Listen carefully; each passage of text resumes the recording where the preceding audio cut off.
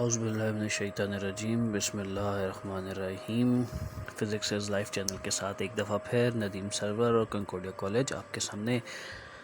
आज जिस टॉपिक पे हम बात करने जा रहे हैं वो मैट्रिक का टॉपिक है, एसएससी क्लास है, एटॉमिक एंड न्यूक्लियर फ़िज़िक्स का चैप्टर है और कुछ इम्पोर्टेंट बातें भी लाजमी बतानी पड़ती हैं हर दफ़ा कि सीक्वेंस बहुत ज़रूरी है और शॉर्ट हेडिंग्स की फॉर्म में लिखना उसको बहुत ज़रूरी है।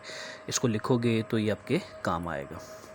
टॉपिक जो है मेन चैप्टर हमारा एटॉमिक एंड न्यूक्लियर फ़िज़िक्स है, FBISC का कोर्स है, चैप्टर नंबर 18 है। टॉपिक नेम रेडियोएक्टिव आइसोटोप्स हैं और नोट टाइप आपके पास क्वेश्चन आता होता है। Question can be come in the form of explain radioactive isotopes and there uses.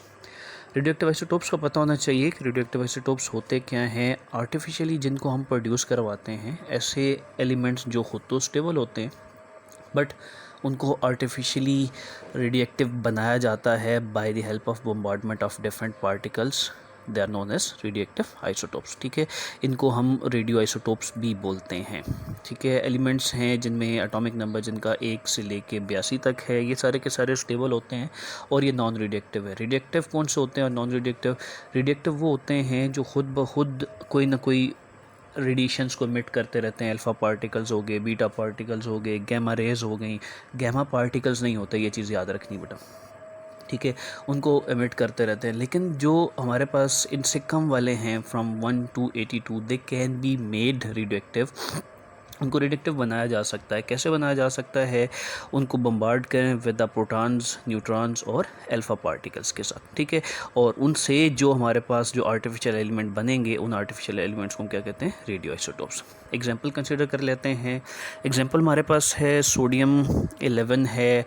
इसको हम न्यूट्रॉन के साथ बम्बार्ड करते हैं, न्यूट्रॉन को बेसिकली उसके साथ बम्बार्ड करते हैं और दिस बिकम्स अनस्टेबल सोडियम। ठीक है, रिएक्शन आपके सामने है। ये न्यूट्रॉन है जिसको हमने Na1123 के ऊपर बम्बार्ड किया और उससे हमारे पास जो है अनस्टेबल Na1124 अनस्टेबल हमारे पास आ रहा है और साथ में हमारे पास क्या आ रही है? गैमा रेज आ रही है। ठीक है, इसी तरह से हम एल्यूमिनियम को बम्बार्ड करते हैं हीलियम न्यूक्लियस। हीलियम न्यूक्लियस और अल्फ़ा पार्टिकल दोनों सेम चीज़ें होती हैं, इनमें इलेक्ट्रॉन्स नहीं होते, ये याद रखना।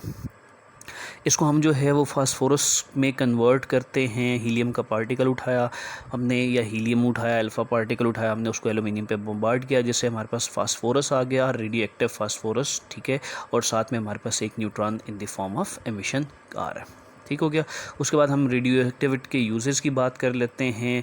बहुत सारी जगहों पे यूज़ हो रहा है जिसमें मेडिसिन इंडस्ट्री है, केमिकल इंडस्ट्री है, एग्रीकल्चर है। ठीक हो गया। और ये बोथ द फॉर्म ट्रेसर्स की फॉर्म में यूज़ होता है, टेक्निक्स की फॉर्म में भी यूज़ होता है। हम इनको आस्ता आस्ता स्टडी करते हैं और साथ में देखते हैं। ट्रेसर्स कहाँ से होते हैं? ट्रेसर्स वो होते हैं जिनमें केमिकल कंपाउंड्स होते हैं, इसमें बहुत अच्छी क्वांटिटी मिलाई जाती है रेडियो आइसोटोप्स की। इसको बॉडी में, प्लांट में, कहीं भी किसी भी चीज़ में इंजेक्ट किया जाता है या उसमें पास आउट करवाया जाता है और फिर इसको आगे से हम जो है इससे आने वाली, उस बॉडी से आने वाली रेडिएशंस को हम डिटेक्ट करते हैं with the help of detectors और फिर हम बताते हैं कि यहाँ पे मसला है, परेशानी है या क्या चीज़ है। इसको आगे हम स्टडी करते हैं, एक्सप्लेन करते हैं तो ईजी हो जाएगा। उसके बाद हमारे पास मेडिकल ट्रीटमेंट है, रेडियोथेरेपी का नाम आपने सुना होगा। ये क्या चीज़ है ये भी आगे बात करते हैं। इसके बाद हमारे पास कार्बन डेटिंग है। कार्बन डेटिंग क्या है? ये फॉसिल फ्यूल्स की एज फाइंड करने के लिए यूज़ होती है। इसको हम जो है जियोलॉजी वाले बहुत यूज़ करते हैं, इसको आर्कियोलॉजी वाले बहुत यूज़ करते हैं, जो ज़मीन से कुछ ना कुछ नई चीज़ें निकालते रहते हैं या जो निकली हुई चीज़ें हैं उनकी कितनी पुरानी चीज़ है, कब बनी थी, कब से है। ठीक है, और ये सारी चीज़ें यहाँ पे हम इस कार्बन डेटिंग के साथ फाइंड करते हैं। मेडिकल में पहले देख लेते हैं मेडिकल में कैसे यूज़ हो रहा है। मेडिकल में बेटा ऐसे यूज़ हो रहा है कि हम किसी भी चीज़ के एक मेटाबॉलिज्म को एक्सप्लोर करने के लिए इस्तेमाल करते हैं। ह्यूमन बॉडी भी हो सकती है, वो प्लांट भी हो सकता है, डिफरेंट चीज़ हो सकती है। फॉर एग्जांपल हमारे पास जो है आइसोटोप ऑफ आयोडीन 131 है। इसको हम यूज़ करते हैं थायराइड ग्लैंड के लिए। ठीक है, और इसको हम यूज़ किसके लिए करते हैं? मॉनिटरिंग प्रोसेस के लिए। इसको इंजेक्ट कर दिया जाता है थायराइड में और फिर देखा जाता है कि क्या जो थायराइड हमारा है वो नॉर्मल फंक्शन कर रहा है या कहीं वहाँ पे कोई गाइडर वगैरह तो नहीं है, कोई डिजीज़ तो नहीं है। ठीक है, तो दैट डिपेंड्स कि ये कितना वहाँ पे अब्जॉर्ब होता है, किस तरह से रिएक्ट करता है। That reaction can tell us about the problem और it can tell us that there is no problem. Phosphorus को भी यूज़ किया जाता है। फास्फोरस किसके लिए यूज़ होता है? ब्रेन ट्यूमर्स के लिए डिटेक्ट करने के लिए, ब्रेन ट्यूमर्स को डिटेक्ट करने के लिए काम आता है। और कोई भी जो defected part of the body है वो आयोडीन को भी और फास्फोरस को भी ये ज़्यादा अब्जॉर्ब करते हैं दैन द नॉर्मल वंस, और जितना ज़्यादा अब्जॉर्ब करेंगे दैट मीन्स कि उतना ज़्यादा वो डिफेक्टेड एरिया है। ठीक है, इंडस्ट्री की तरफ चले जाते हैं। ये किसी भी वेयर एंड टेयर्स का मतलब पुराने टूटे फूटे जो पार्ट्स होते हैं उनके लिए यूज़ होता है। ठीक है, रस्सी पार्ट्स के लिए उनमें लीकेज तो नहीं है, ये सारी चीज़ें हम इससे इंडस्ट्री में भी हेल्प आउट करते हैं। क्या किया जाता है, उन ट्रेसर्स को उनके थ्रू पास करवाया जाता है और फिर डिटेक्टिव जो डिटेक्टर्स हैं उनके थ्रू डिटेक्ट किया जाता है कि कहाँ से जो है वो डिटेक्शन हो रही है, कहाँ से डिटेक्शन नहीं हो रही। डिपेंड्स कि वहाँ पे लीकेज है तो वहाँ से डिटेक्शन हो रही है, या डिटेक्शन नहीं होनी चाहिए थी तो वहाँ पे क्यों हो रही है। ये सारी चीज़ें जो है आपको, और ये इवन नॉट के सिर्फ हमारे पास बाहर की चीज़ें नहीं, एक अंडरग्राउंड वाटर पाइप्स और दूसरे जो नॉर्मल पाइप्स होते हैं उनके भी हेल्प के लिए काम आते हैं। ठीक है, मेडिकल में आप देख रहे हो ये डायग्राम आपके सामने है, इसमें ये जो ग्रीन पार्ट आपको नज़र आ रहा है that means the normal portion, थोड़ा येलो है दैट मीन्स कि यहाँ थोड़ा बहुत गड़बड़ है, और जो आपके पास रेडिश पार्ट नज़र आ रहे हैं, रेडिश पार्ट जो है वो डेंजर पार्ट है, दैट मीन्स कि यहाँ पे बहुत ज़्यादा अब्जॉर्ब हो रहा है। बहुत ज़्यादा अब्जॉर्ब होने का मतलब क्या है, बहुत ज़्यादा अब्जॉर्ब होने का मतलब ये है कि हमारे पास यहाँ पे इशू ज़्यादा हो सकता है, इनको ट्रीट करना पड़ेगा। ठीक है, इसी तरह से ट्रेसेस इंडस्ट्री है, ये भी आप देख रहे हो, यहाँ से इसको जो है वो इंजेक्ट किया जा रहा है और फिर यहाँ पे लीकेज था, लीकेज की वजह से यहाँ पे ये डिटेक्शन होगी, अदरवाइज़ जहाँ पे लीकेज नहीं है वहाँ पे किसी किस्म की कोई डिटेक्शन नज़र नहीं आ रही। ठीक है, एग्रीकल्चर में देखते हैं, एग्रीकल्चर में भी फास्फोरस 32 यूज़ हो रहा है एज अ ट्रेसर। क्या किया जाता है कि इसमें भी प्लांट्स को, आप डायग्राम देखो आपको ज़्यादा इजी समझ में आएगा, इसको हम फास्फोरस से इंजेक्ट कर देते हैं और फिर इस तरह से एक डिटेक्टर इसके पास रख के हम देखते हैं कहाँ से कितना ज़्यादा जो है वो ऑब्जॉर्ब हुआ, कितना ज़्यादा फॉस्फेट ऑब्जॉर्ब कर रहा है, और ये हमारे पास फर्टिलाइज़र्स के तौर पर यूज़ होते हैं या फर्टिलाइज़र, और ये हमारे इनकी ग्रोथ के लिए बहुत ज़्यादा ज़रूरी होते हैं। ठीक है, आगे मूव करते हैं। मेडिकल ट्रीटमेंट है, रेडियोथेरेपी है।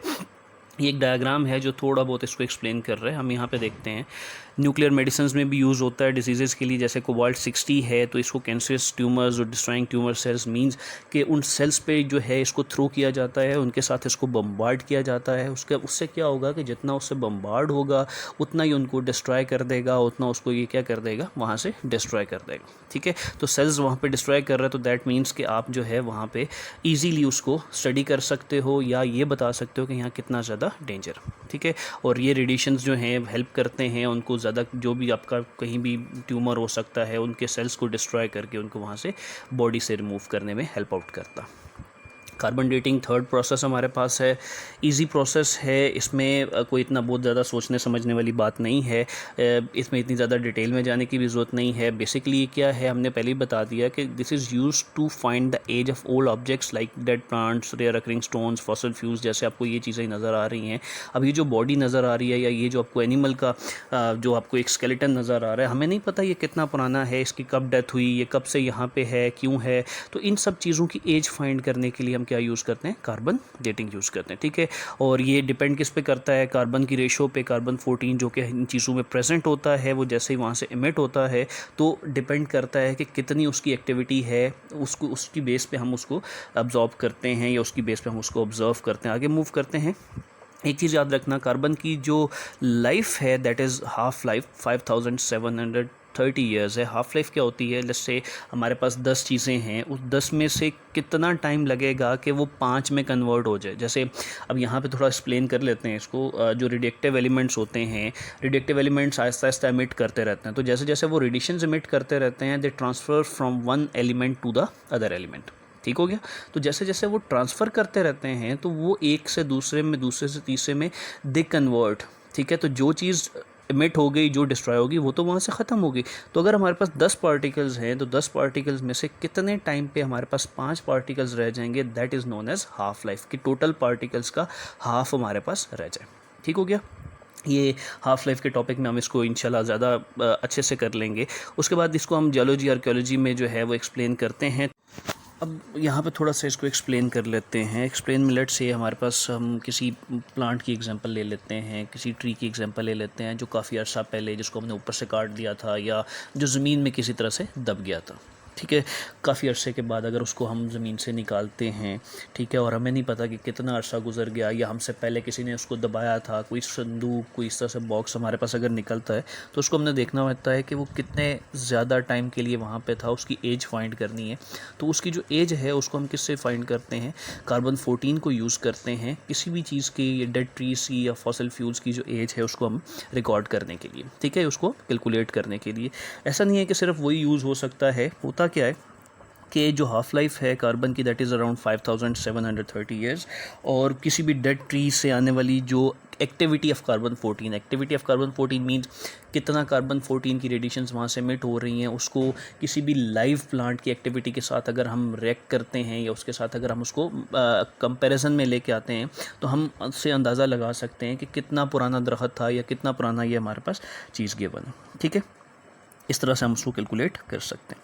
सिमिलरली ऐसा नहीं कि सिर्फ हम कार्बन 14 यूज़ कर सकते हैं, हम हमारे पास आर्गन 40 और पोटेशियम 40 भी है, इसको भी हम यूज़ कर सकते हैं। किन चीज़ों के लिए यूज़ करते हैं? इनकी हाफ़ लाइफ जो है वो बहुत ज़्यादा, दैट इज़ 2.4 × 10⁸ ईयर्स, इतनी ज़्यादा इसकी हाफ़ लाइफ है। और इसको बेसिकली हम यूज़ करते हैं रॉक्स के लिए, किसी भी जो रेयर फाउंड चीज़ें हमारे पास होती हैं उनकी जो कंसनट्रेशन है, उनकी कंसनट्रेशन मीन्स कि कितना प्योर है, कितना डैमेज्ड है, ये सारी चीज़ें फाइंड करने के लिए हम आर्गन 40 और पोटेशियम 40 जो है वो यूज़ करते हैं। उससे हम डिफरेंट चीज़ें को फाइंड कर सकते हैं, ठीक है। इसी के साथ बेटा ये टॉपिक हमारा जो है वो ख़त्म होता है, और नेक्स्ट टॉपिक जो है वो इंशाल्लाह हम अपनी नेक्स्ट वीडियो में कैलकुलेट करेंगे, काउंट कर।